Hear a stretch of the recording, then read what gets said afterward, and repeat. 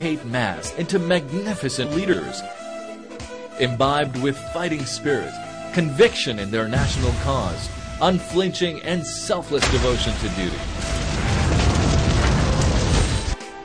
Pakistan Army provides equal opportunities to women who now proudly serve alongside men to take up the challenges of defending their nation.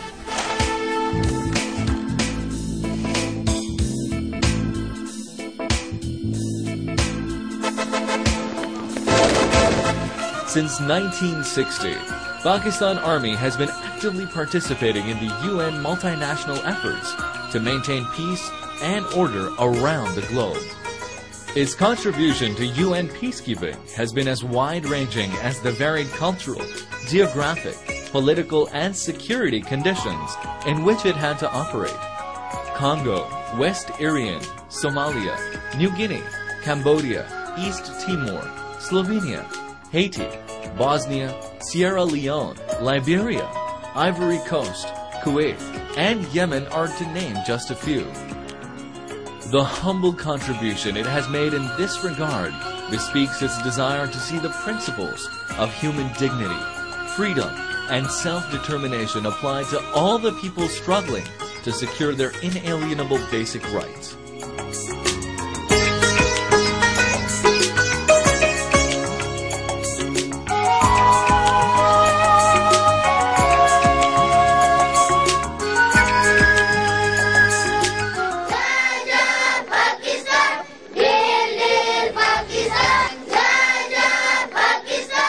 Conflict at Siachen, the world's highest battleground, is embedded in the unresolved Kashmir dispute.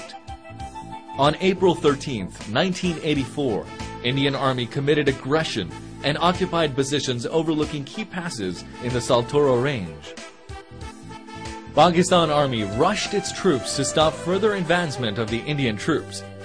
Since then, both armies face each other, combating the harsh, brutal weather as well as each other.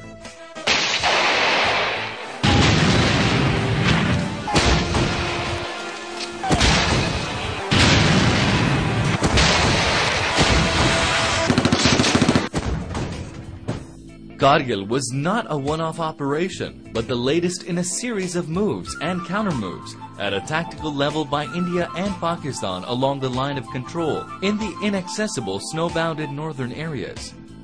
Indians had been creeping forward across the line of control even after the Shimla Agreement. The Kashmiri freedom-fighting Mujahideen occupied the Kargil heights that the Indian Army had vacated for the winter. The Indians brought 4 regular divisions into the area, along with a heavy concentration of artillery.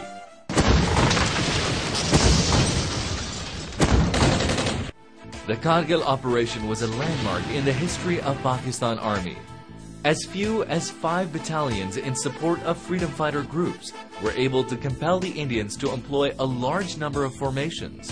Our nation remains proud of its commanders and troops, whose grit and determination was obvious and unquestionable.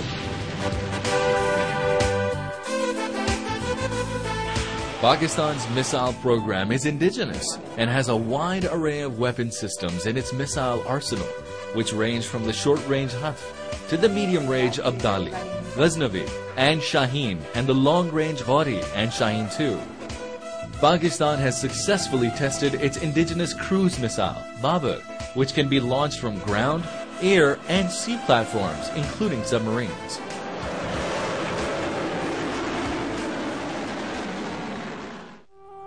In May 1998, India carried out its second nuclear tests at Pokhran after the first in 1974 and became highly belligerent.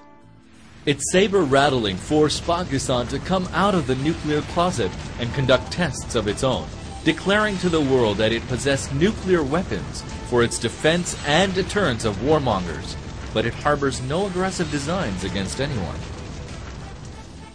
In December 2001, taking advantage of the international environment, India carried out massive deployment along its border with Pakistan to coerce Pakistan to regress on the Kashmir issue and accept Indian hegemony.